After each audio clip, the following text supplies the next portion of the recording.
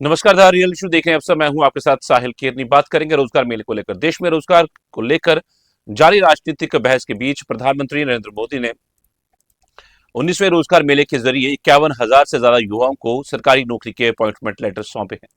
देश के 47 शहरों में आयोजित इस रोजगार मेले में रेलवे, गृह मंत्रालय, स्वास्थ्य विभाग, वित्तीय सेवाएं, उच्च शिक्षा समेत कई सरकारी विभागों में नियुक्तियां दी गई हैं। सरकार का दावा है कि अक्टूबर 2022 से शुरू हुए रोजगार मेलों के माध्यम से अब तक 12,50,000 से ज्यादा युवाओं को सरकारी नौकरी मिल चुकी है। प्रधानमंत्री ने अपने संबोधन में कहा कि भारत के युवाओं और तकनीकी प्रगति को लेकर दुनिया बेहद उत्साहित है और आने वाले वर्षों में सेमीकंडक्टर, एआई, ग्रीन टेक्नोलॉजी, जहाज निर्माण और डिजिटल इनोवेशन जैसे क्षेत्रों में भारत की बड़ी भूमिका रहने वाली है। हालांकि विपक्ष लगातार बेरोजगारी, पेपर लीक और रिक्त पदों को लेकर सरकार पर सवाल उठाता रहा है। ऐसे में ये रोजगार मेला सिर्फ नियुक्ति पत्र बांटने का कार्यक्रम नहीं, बल्कि 2026 की राजनीति, युवाओं की उम्मीदें और रोजगार के राष्ट्रीय विमर्श का बड़ा केंद्र बन गया है। क्या रोजगार मेला स्थायी रोजगार समाधान है या केवल सरकारी प्रचार अभियान? अब तक कितने युवाओं को वास्तविक ज्वाइनिंग और पोस्टिंग मिल चुकी है? काफी इसकी संख्या काफी ज्यादा है और इस पर चर्चा भी करेंगे। तीन खास मेहमान हमारे जुड़ चुके हैं और उनसे भी इन बातों को समझने की कोशिश करेंगे। तीन खास मेहमान हमारे साथ शान खान जी हैं, कांग्रेस से प्रवक्ता, डॉक्टर अब्दुल मलिक हैं, भाजपा से प्रवक्ता, और दिनेश सिंह गेट जी हैं हमारे साथ, पॉलिटिकल एनालिस्ट। आप तीनों को सर धन्यवाद, शुक्रिया समय देने के लिए। शुरुआत में दिनेश सर से करूंगा। सर, इस तरह के रोजगार मेलों को आप किस तरह से देखते हैं, या यूं कहें कि इनका आंकलन आप किस तरीके से करते हैं? ये कितना फायदेमंद जो है ये भारत के युवाओं के लिए है? जी सैली, आप सभी को मेरा प्रणाम। देखिए, रोजगार मेला एक तरह से अपने आप में एक तरह से अवसर प्रदान करने वाली जगह होती है उसे।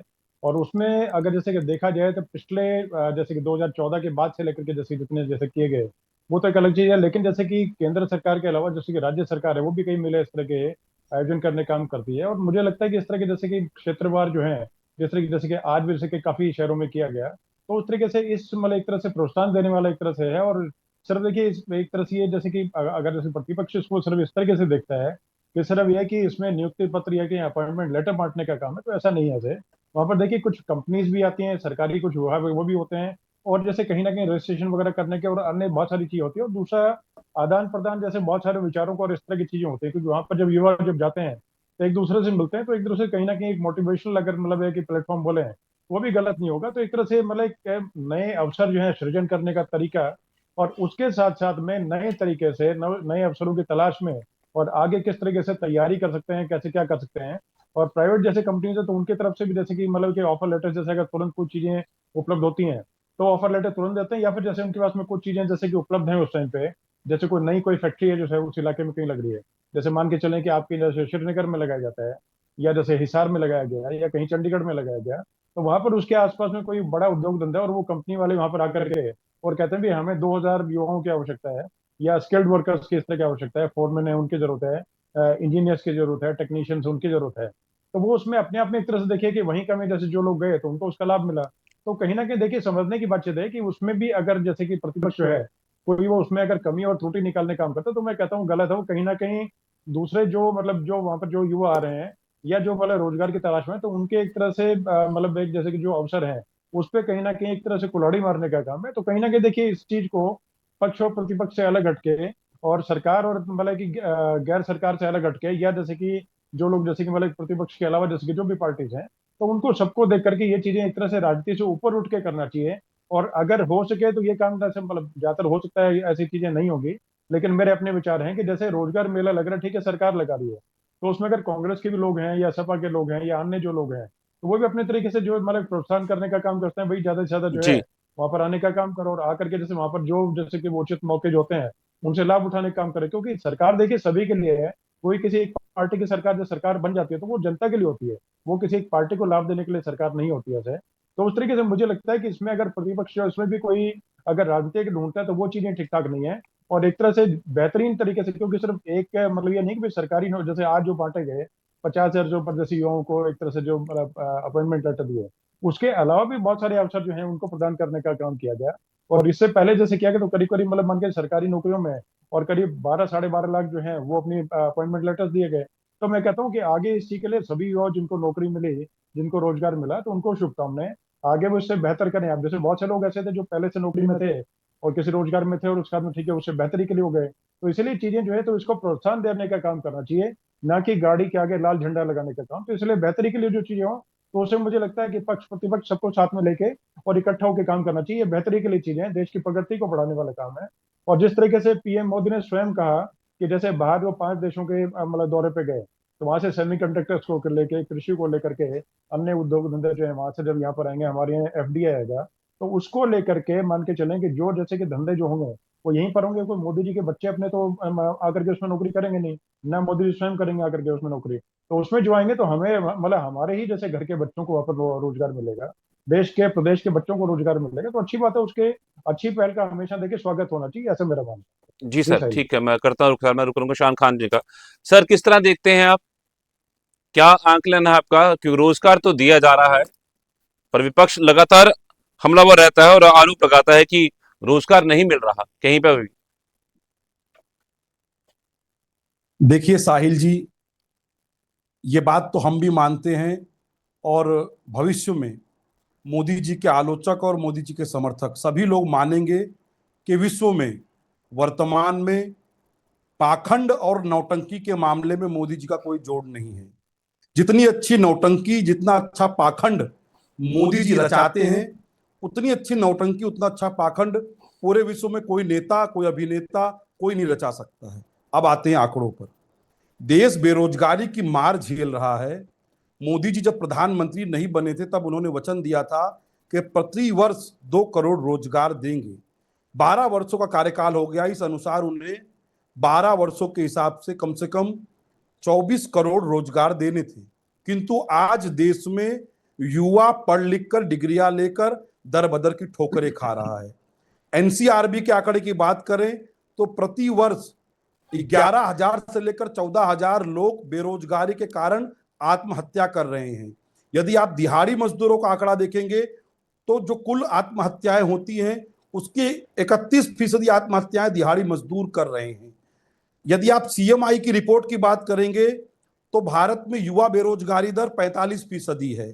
केंद्र सरकार में 10 लाख पद जो है वो खाली पड़े हैं। यदि आप राज्यों को जोड़ देंगे तो यह आंकड़ा 35-40 लाख हो जाता है। इनमें भी सबसे अधिक जो पद खाली पड़े हैं वो उत्तर प्रदेश और बिहार में खाली पड़े हैं। तो ये तमाम आंकड़े बताते हैं कि मोदी जी और भाजपा और इनकी राज्य सरकारें और केंद्र सरकार विफल हो चुकी है। ये युवाओं को रोजगार नहीं दे सकती हैं। ये जब युवा रोजगार मांगते हैं तो उन्हें पकौड़ा तलने और चौकीदारी करने का सुझाव देते हैं, और ये युवाओं को कॉकरोच बताते हैं।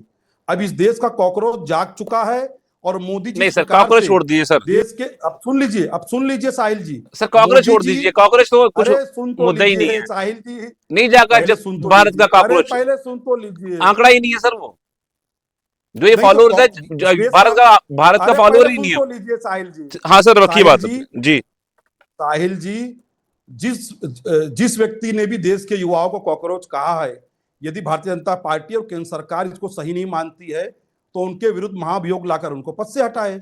किंतु ये कहीं ना कहीं उस व्यक्ति का समर्थन कर रहे हैं और इनकी दृष्टि में भी सर, भारत ये का मुद्दा युवा ही नहीं है आज का कॉकरोच है, सर। क्योंकि वो प्रश्न पूछता है। जी अब सुन लीजिए साहिल जी, यदि आप नहीं बोलने देना चाह रहे तो बोल दीजिए, मैं चुप हो जाऊं। नहीं ना, आप बोलिए सर, पर आप मुद्दे पे बोलिए ना, आप वहां पे देश महाभियोग की, पे आ गया आप। आप सुन लीजिए जी पहले, आप साहिल जी। जी सर। देश देशवासियों की गाढ़ी कमाई से, देशवासियों के खून पसीने के पैसे से, कर के नाम पर जो लूट देश में चलाई जा रही है, उस धन से मोदी जी विदेशों में जाकर शौक मौज कर रहे हैं और देश के युवाओं को दर बदर ठोकरें खानी पड़ रही हैं। इसीलिए मैं समझता हूं कि ये जो रोजगार मेला नाम का जो पाखंड और नौटंकी मोदी जी कर रहे हैं, उसको देश का युवा भली भांति जानता है, और कैसे इस देश के युवाओं के सपने पर्चा लीक के माध्यम से टूट रहे हैं। मोदी जी के शासनकाल में 89 बार पर्चे लीक हो चुके हैं। इसीलिए मोदी जी को शर्म आनी चाहिए और देश से क्षमा मांगनी चाहिए। ठीक है, मैं करता हूँ प्रोफेसर दोबारा से। डॉक्टर अविल मलिक, बड़े आरोप लग रहे हैं, पाखंड जो है वो किया जा रहा है, बाहर देशों में घूमने के लिए जाया जा रहा है और यहाँ का युवा जो है वो बेरोजगार है।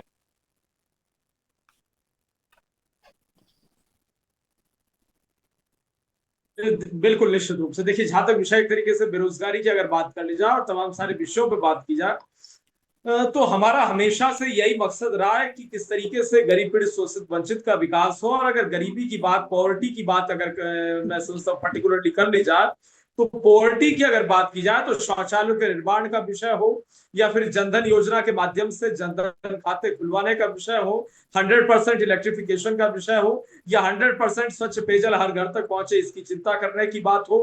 अगर डेवलपमेंट की बात कर ली जाए तो डेवलपमेंट जिस प्रकार से हो रहा है, चाहे कोई विरोधी नेता हो या सत्ता पक्ष का नेता हो, जब वो अपने घर से निकलता है तो नेशनल हाईवे पर चढ़ता है, और जब नेशनल हाईवे पर चढ़ता है तो स्पष्ट रूप से नितिन गडकरी जी का काम नजर आता है। गडकरी जी के नेतृत्व में जिस प्रकार से नेशनल हाईवेज का जाल बिछाने का और बुनने का काम देश भर में किया गया, बिल्कुल स्पष्ट है। और उसके साथ साथ अगर बात कर जाए एक तरीके से पर्टिकुलरली जहां तक विषय है योजनाओं का, तो योजनाएं तमाम सारी चलाई गई। किसान सम्मान निधि योजना है, सॉइल हेल्थ कार्ड की स्कीम किसानों के लिए है, और भी तमाम सारी स्कीम्स हैं। और उसके साथ साथ स्टेट गवर्नमेंट्स अलग स्कीम चला रही हैं, आवास योजना है, और एक तरीके से जनधन योजना, उज्ज्वला योजना, सौभाग्य योजना, मुद्रा योजना, तमाम सारी स्कीम्स के जरिए गरीबों के हित को सुनिश्चित करने का काम पूर्ण रूप से भारतीय जनता पार्टी कर रही है। और जिस प्रकार की अगर बात कर जाए विपक्ष की आलोचना की, तो निश्चित रूप से आलोचना होनी चाहिए, वो विपक्ष का अधिकार है, आलोचना पूर्ण रूप से की जानी चाहिए। और जहां तक अनएम्प्लॉयमेंट का सवाल है, तो अनएम्प्लॉयमेंट जब डिक्रीज होता है जब प्राइवेट सेक्टर में इन्वेस्टमेंट आता है।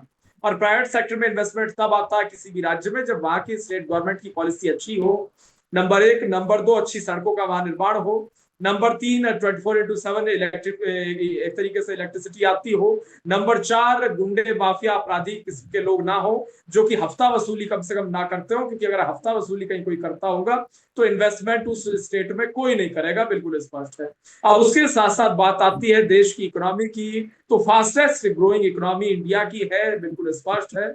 और जहां तक विषय है एक तरीके से देश को मजबूत करने का, आगे बढ़ाने का, तो ये देश सबका है, ये कांग्रेस का भी है, बीजेपी वालों का भी है, हर व्यक्ति का ये देश है। और सबको सामूहिक रूप से एकजुट होकर जो विश्व गुरु भारत का नंबर एक राष्ट्र का जो लक्ष्य है, उसे किस प्रकार से पूरा किया जाए, हम सबकी चिंता है। और जहां तक विषय गरीब पीड़ित शोषित वंचित दलित आदिवासी महिला युवा बेरोजगार संत के हित का, तो सबका साथ, सबका विकास, सबका विश्वास, सबका प्रयास, एक भारत श्रेष्ठ भारत, नया भारत, मजबूत भारत, नंबर एक भारत की हमेशा से हम बात करते रहे, उसी के। और जितनी स्कीम्स है ये भी सबके लिए चल रही है, उत्तर से दक्षिण तक, पूर्व से पश्चिम तक अगर सर्वे कंडक्ट करा लिया जाए तो हर व्यक्ति बताएगा कोई ना कोई हुआ है। किसी का आवास बना है, कोई कच्चे घर में रह रहा था, किसी के घर में शौचालय बना है, किसी का जनधन खाता खुला है। अगर कोई उत्तर प्रदेश में रहता है और किसान है तो बताएगा 1-1 लाख रुपए का उनका ऋण माफ हुआ है, जो 2017 में हमारी सरकार बनने के पश्चात हुआ था। और तमाम सारी चीजें हैं, और हम हमेशा से पूर्ण रूप से गरीब के हित में फैसले लेते रहे, भविष्य में भी लिए जाते रहेंगे। अभी जो दौर है, जो कठिन दौर है, इससे निकलने का काम सब सामूहिक रूप से पूरा देश कर रहा है। ईवी व्हीकल्स पे भी लोग आए हैं, और उसके साथ साथ जो परिवर्तन देश ने देखा, एक तरीके से वर्क फ्रॉम होम से लेके तमाम सारी चीजें जिस तरीके से चेंज हुए हैं, बिल्कुल स्पष्ट है, जनता समर्थन कर रही है। अर्बन डेवलपमेंट हो, रूरल डेवलपमेंट हो, हेल्थ सेक्टर डेवलपमेंट हो, एजुकेशन सेक्टर डेवलपमेंट हो, तब्दीली की बात हो, हर क्षेत्र में विकास की चिंता हमारी सरकार कर रही है। जी, ठीक है सर। मैं और करूंगा दिनेश सर का। दिनेश सर, आपने विपक्ष को भी सुना, आपने पक्ष को भी सुना, तो आपको क्या लगता है कि जिस तरह से रोजगार मेला लगाया गया, पर हमेशा क्रिटिसाइज किया जाता है हर चीज को, आखिर ऐसा क्यों है? मतलब ठीक है, अगर नहीं मिल रहा है तो फिर है, पर अगर सब कुछ हो भी रहा है, प्रधानमंत्री अगर दौरे पे गए हैं, तो उसको लेकर भी क्रिटिसिज्म है। दौरे को लेकर के देखिए, कोई घूमने के लिए, कोई पार्क में घूमने के लिए या कोई मौज मस्ती करने के लिए प्रधानमंत्री गए नहीं है। प्रधानमंत्री अगर बाहर गए तो बाहर से देखिए कोई एफडीए लाने का काम या बाहर से इन्वेस्टमेंट लाने का काम, या इसके साथ में जैसे हम लोग क्या है कि पहले हम लोग जैसे एक तरह से डिफेंस इंपोर्टर्स थे। डिफेंस प्रोडक्ट जो थे, मिसाइल्स हो गई या गोला बारूद हो गया, वो सब बाहर से हम लोग इंपोर्ट करते थे साहिल जी, जो कि हम लोग वर्तमान में एक्सपोर्ट करते हैं। तो नई मार्केट का तलाश करने का काम हो गया। अब जैसे G20 का था, तो G20 पे अफ्रीकन कॉन्टिनेंट जो था उसको शामिल करने का काम जो है प्रधानमंत्री ने किया। एक तरह से वर्ल्ड ऑर्डर में हम लोग स्थापित हुए, तो उसको लेकर के एक तरह से बेहतरी के लिए। दूसरी बात, जैसे कि शान खान जी की बात का ठीक है, देखिए प्रतिपक्ष में तो अपने तरीके से कोई बात बोलेंगे, तो प्रधानमंत्री के खिलाफ कोई बात करेंगे तो वो देखिए थोड़ा इनके खुद की तरह के कोई अच्छे व्यक्ति हैं, अच्छा बोलते हैं, लेकिन मतलब इस तरह के देखिए पार्टी लाइन से थोड़ा सा अलग हटके शान खान जी, मैं आपका शुभचिंतक हूँ, और उस नाते से मैं आपको बताना चाहूंगा कि बात करें, जितना मर्जी क्रिटिसाइज करें सरकार को, वो आपका हक है, लेकिन प्रधानमंत्री के बारे में कोई किस तरह की बात करें, कुछ करें, तो वो आपके खुद के ही ग्रोथ के लिए आगे कहीं ना कहीं नुकसानमंद रहेगा। तो मेरी निजी सलाह है, बाकी आप लें ना लें आपकी अपनी मर्जी है। दूसरा, प्रधानमंत्री घूमने के लिए नहीं जाते हैं, प्रधानमंत्री स्वयं जो है पूरे तरीके से वहां पर काम करने के लिए जाते हैं और देश हित के लिए काम करने के लिए आते हैं, जिसका तरीका पूरा जैसे कि जो होता है मुझे पूरा समझ में आता है, आपको भी समझ में आना चाहिए। और पूरे तरीके देखिए देश के हर किसी को जैसे जो चीज जैसे कि भलाई के लिए जो चीज होती है तो उसमें क्रिटिसाइज ना करके, अगर एक ही साथ में अगर ठीक है आप अपने तरीके से प्रशंसा ना कर पाए तो कोई बात नहीं, क्योंकि आपकी पार्टी लाइन पर रहें। लेकिन उसके साथ में देखिए कि मैं आपको मतलब क्लियर बताता हूँ, आप लोगों की जब सरकार थी, कांग्रेस की सरकार, यूपीए 1 यूपीए 2 जब थी, तो उस टाइम पे 7% से नीचे, जो कुछ टाइम पे ठीक है 8% के आसपास ही पहुंचा, लेकिन ज्यादातर जो है उससे नीचे रहा। 2014 के बाद से 7% से ऊपर पर जो है ग्रोथ रेट रही। उसके बाद में आपके समय जैसे कि 2014 तक, जो 2013-14 का जो था, वो आपका मतलब जो जीडीपी जो थी 1.86 ट्रिलियन थी प्रिसाइज, और उसके बाद में आज जो है वो $4 ट्रिलियन है। तो इसको मान के चलें कि कहीं ना कहीं कहाँ पर इस आंकड़े को छुपा के लेके जाएंगे। दूसरा जैसे कि जो जैसे कि उससे पहले का जो स्पेंड जैसे मतलब जैसे खर्चा करने का जो था, तो 1 ट्रिलियन के आसपास उससे पहले जो है वो स्पेंडिंग का जैसे उस तरीके से वो मतलब होता था, जो मतलब मिडिल क्लास बोले या जैसे कि देश के जो लोग खर्चा करते थे। बाद में 2 ट्रिलियन के आसपास टाइम पे खर्चा करते हैं, स्पेंडिंग पावर लोगों की बढ़ी, सब कुछ हुआ। दूसरा रोजगार की बातचीत करते हैं तो दिल्ली, मुंबई, कलकत्ता, बेंगलोर, जहां आप मन करे वहां पर जाइए, आपको रोजगार की कोई लंबी चौड़ी कमी नहीं है। गिग वर्कर्स जो हैं वो रोज के रोज जैसे कि जरूरत पड़ते हैं, हर रोज कमा सकते हैं और हर रोज खा सकते हैं। और दूसरा देखिए, इस तरफ सरकारी नौकरी रोजगार रोजगार नहीं होता है, उसके अलावा भी देखिए प्राइवेट जैसे कि जो जितनी जैसे, क्योंकि इतना जैसे कि डबल से ज्यादा, और अगर इकोनॉमी अगर बढ़ी तो इकोनॉमी का साइज बढ़ा तो साथ में रोजगार बढ़े, तभी तो हुआ। कोई किसी ने घर पे बना के, जैसे अडानी या अंबानी या टाटा या अन्य जो भी हैं, जिसका आप मन करे नाम ले लें, आप क्रिटिसाइज करें, कोई दिक्कत नहीं होगी उसमें। लेकिन देश ने तरक्की की, इसमें तो आंख बंद करके बोला जाता है, इसमें कोई कहने की बात नहीं है।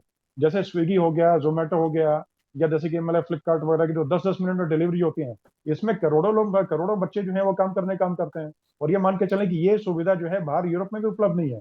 बहुत कम जगह है जहाँ पर 10-20 मिनट में डिलीवरी मिलती है।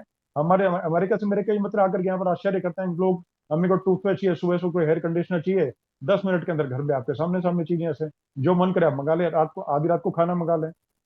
तो इस तरह की चीजें देख करके कहीं ना कहीं सरकार के साथ में रह करके, और सरकार की चीजों को तारीफ करें ना करें, लेकिन क्रिटिसाइज करने वाला काम जो है वो कहीं ना कहीं मैं उचित नहीं समझता। और उसके अलावा देखिए, जैसे कि रोजगार की बातचीत मैं दोबारा फिर रिपीट करता हूँ, दिल्ली में अगर कोई बच्चा अगर है वो काम करना चाहे और आज से शुरू करना चाहे, तो आज से शुरू करता है, जैसे गिग वर्कर्स वाला हो गया या डे टू डे जैसे ऑफिस एक्टिविटीज वाला हो गया, अभी जी। कभी इसको जॉब मिल जाएगा। सिर्फ जॉब जो है वो ज्यादा है और काम करने वाले लोग जो है वो कम है। मैं 100% आपको बता रहा हूँ, जॉब पोर्टल्स पे जाके देख लीजिए, और चीजें हैं। हाँ, लेकिन वो चीजें अलग है भाई, हर कोई जो है अपने तरीके से सरकारी नौकरी ढूंढने निकलेगा, तो 100% कमी है, उसमें कोई मतलब दो राय की बातचीत नहीं है।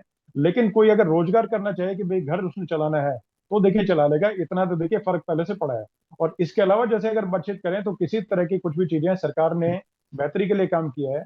पहले से जिस टाइम पे जो कितना बजट था 2013-14 में, या 2010 में, या 2009 में, या 2005 में कितना बजट था, और आज कितना जैसे बजट हमारा होता है, कितना स्पेंड होता है, हाईवेज पे बोले या अन्य चीजों को लेकर के बोले, रहन सहन लोगों का जो है वो तरीका चेंज हुआ है। कितने लोगों के पास उस टाइम गाड़ियां होती थी, कितने लोगों के पास आज गाड़ियां होती हैं, कितने लोग बड़ी गाड़ी की प्लानिंग कर रहे हैं। अब शान खान जी होता है BMW की प्लानिंग कर रहे होंगे, लेकिन उससे पहले कौन सी गाड़ी की प्लानिंग कर रहे थे, देखने की बातें हैं।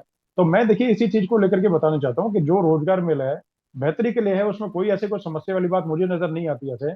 और मैं तो कहता हूँ आप लोग अपना बना लो इसको, से भाई केंद्र सरकार का आपका अपना है, कांग्रेस का भी है, समाजवादी पार्टी का भी है, आरएलडी, सब सभी पार्टीज का है।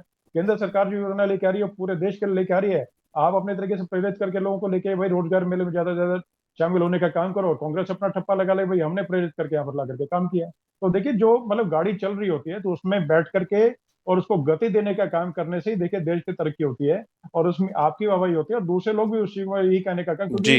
राजनीति का जो डर है, जो 1960 में, 70 में, 80 में, 90 में जो चीज थी, वो आज चेंज हो चुकी है। आज लोग विकास चाहते हैं, आज लोग देखते हैं, तरक्की देखते हैं, और साथ साथ अपनी भलाई का काम देखते हैं। वो चीजें पहले की चीजें नहीं है कि भाई ठीक है कि गरीबी हटाओ के नारे पे सिर्फ जो है इंदिरा गांधी जी की सरकार आती थी, आज की डेट में नहीं है।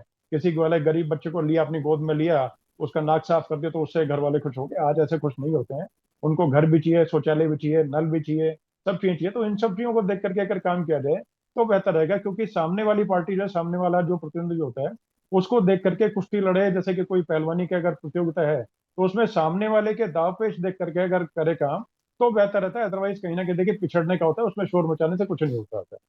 जी साहिल जी। ठीक है सर। शान खान जी, आपने बातें सब सुन ही रही होंगी, पर एक चीज तो इसमें यह भी है कि आखिर कांग्रेस क्रिटिसाइज क्यों करती है? अच्छा, अगर आप पास कोई तरीका है रोजगार देने का, तो वो आप सजेस्ट कर सकते हैं बीजेपी को, वो उस तरीके से रोजगार देने की कोशिश शायद करना शुरू कर दे। देखिए देखिए साहिल जी, विपक्ष का काम होता है आलोचना करना।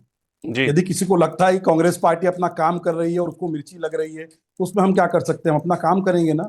देश ने हमें विपक्ष में बैठाया, तो हमारा काम है सरकार की आलोचना करना, सरकार की गलत नीतियों को उजागर करना। अभी मैंने तमाम आंकड़े प्रस्तुत कर दिए, भाजपा के प्रवक्ता को उत्तर नहीं दे पाया, आपने उनसे प्रश्न भी नहीं पूछा। मैंने आपको बताया केंद्र सरकार में 10 लाख पद खाली पड़े। क्यों खाली पड़े भाई? यहाँ तो नई नौकरियां सर्जन करने की बात हुई थी ना, पुरानी जो पद है वो भी खाली पड़े हुए। क्यों खाली पड़े? आपने एक भी प्रश्न नहीं किया इनसे। उसके बाद इन्होंने बड़ी बड़ी बातें की, विश्लेषक जी ने भी बातें की। आंकड़ों की कमी है इनके पास। दरअसल ये आंकड़े तोड़ मड़ोड़ कर पेश करते हैं।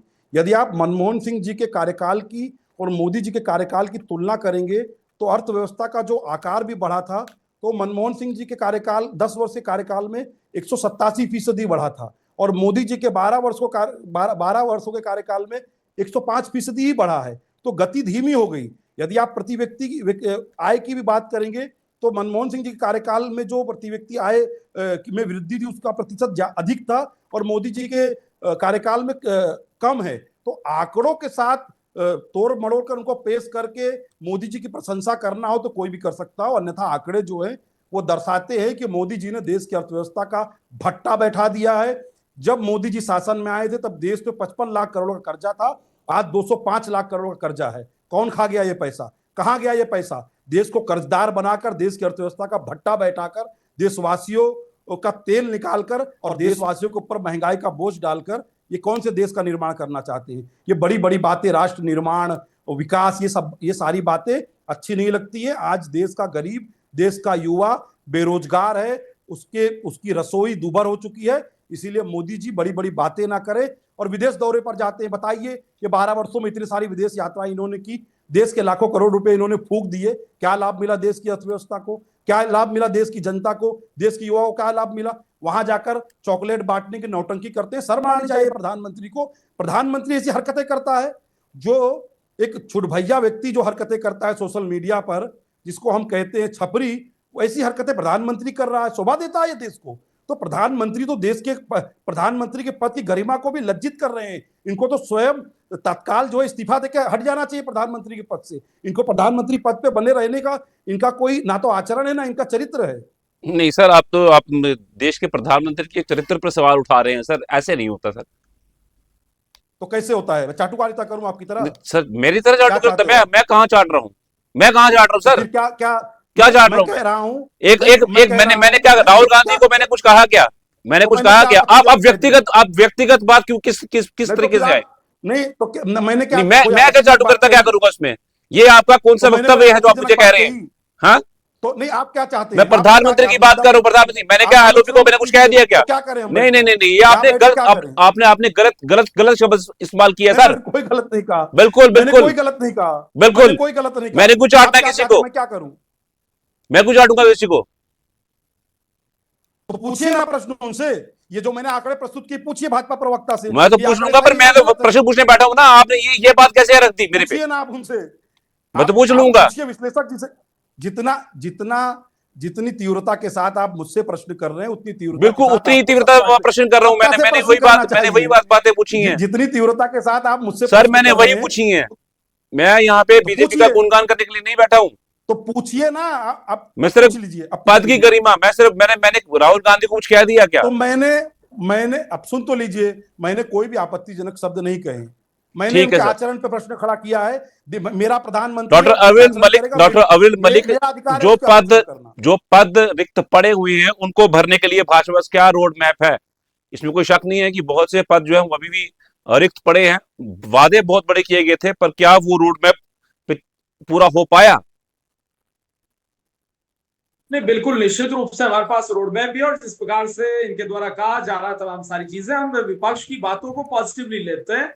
विपक्ष बड़े एक तरीके से मैं समझता हूँ प्रेम के साथ, सौहार्द के साथ, शांति के साथ चर्चा करे, जो भी सुझाव है वो दे, हम बड़े प्रेम पूर्वक एक्सेप्ट करते हैं, और उन सुझावों पे पूर्ण रूप से जो अधिकारी हैं उन्हें फॉरवर्ड किए जाते हैं। उसके आधार पर चर्चा होती है, चर्चा के पश्चात उसमें क्या ऐसा हो सकता है कि मैं सोचता हूँ समाज में परिवर्तन आए, उस संबंध में एक्शन होता है और होना चाहिए, यही होना चाहिए, यही लोकतंत्र है। अटल जी की परंपरा को बहाल रखने का कार्य निश्चित रूप से भारतीय जनता पार्टी कर रही है। अटल जी इसी बात को स्पष्ट रूप से कहा करते थे कि मतभेद हो सकता है लेकिन मनभेद नहीं होना चाहिए। हम उसी परंपरा को आगे बढ़ाते हैं और विपक्ष का अधिकार है सवाल पूछना, विपक्ष नहीं पूछेगा तो कौन पूछेगा। और जहां तक विषय एक तरीके से इस देश का, इस देश के डेवलपमेंट का, इस देश के विकास का, मजबूत भारत के निर्माण का, तो हम सबका सपना है और रूरल डेवलपमेंट हुआ है, इसमें किसी रूप में कोई दो राय नहीं है। देखिए जो चीज हुई है वो जाके जनता से ही पूछी जा सकती है। जिसके यहाँ झोपड़ी थी उसका अगर पक्का मकान बना है तो ना इसमें आपका दोष है, ना इसमें मेरा दोष है, ना किसी और का दोष है। ये तो निश्चित रूप से हमारा श्रेय है, ये श्रेय एक तरीके से जनता हमें देती है। ये तो ठीक खुशकिस्मत की एक तरीके से मैं समझता हूँ बात है, और जनता का आशीर्वाद है, जनता का प्रेम है, जनता हमारे ऊपर प्रेम बना रख रही है, तो अच्छी बात है। और मैं समझता हूँ इसका श्रेय के आधार पे हम अगर जनता के बीच जाते हैं तो डेवलपमेंट के आधार पे जाते हैं, डेवलपमेंट के मुद्दे वोट मांगते हैं। हिंदू मुस्लिम नहीं करते हैं और ना किसी को हिंदू मुस्लिम करनी चाहिए, ना शोभा देती है। हमारी पार्टी का ये मानना है सबका साथ, सबका विकास, सबका विश्वास, सबका प्रयास, इस आधार पे जनता के मध्य में हम जाते हैं। हिंदू मुस्लिम सिख ईसाई जैन बौद्ध पारसी जाट गुर्जर राजपूत क्षत्रिय वैश्य सबको एकजुटता पूर्वक आगे बढ़ाने का काम भारतीय जनता पार्टी करती है। और ये गुलदस्ता है और इस गुलदस्ते को खराब करने का काम कुछ फ्रिंज एलिमेंट्स मैं समझता हूँ असामाजिक तत्व करते हैं, उन्हें नहीं करना चाहिए। और जहां तक विषय संविधान का, तो संविधान प्रेमी लोग भारतीय जनता पार्टी के लोग हैं। संविधान के आधार पर आज देश चल रहा है, देश को मजबूती के साथ आगे बढ़ाने का काम किया जा रहा है और उसी के आधार पर चलना चाहिए। जी ठीक है सर, धन्यवाद आपका जुड़ने के लिए हमारे साथ। शान खान जी आपका भी, और डॉक्टर अब्दुल आपका भी, दिनेश सिंह गेट जी आपका भी बहुत धन्यवाद, शुक्रिया समय देने के लिए हमें सर आप तीनों का। 19वां रोजगार मेले में के जरिए सरकार ने एक बार फिर युवाओं को रोजगार और अवसर का संदेश देने की कोशिश की है। प्रधानमंत्री मोदी ने इसे भारत की विकास यात्रा से जोड़ते हुए युवाओं को भविष्य की ताकत बताया। हालांकि विपक्ष बेरोजगारी, खाली पदों और भर्ती प्रक्रियाओं पर सवाल उठा रहा है। ऐसे में असली चुनौती सिर्फ नियुक्ति पत्र बांटना नहीं, बल्कि करोड़ों युवाओं के लिए स्थायी, पारदर्शी और गुणवत्तापूर्ण रोजगार सुनिश्चित करना है। द रियल शो में इतना ही, मुझे दीजिए इजाजत, नमस्कार।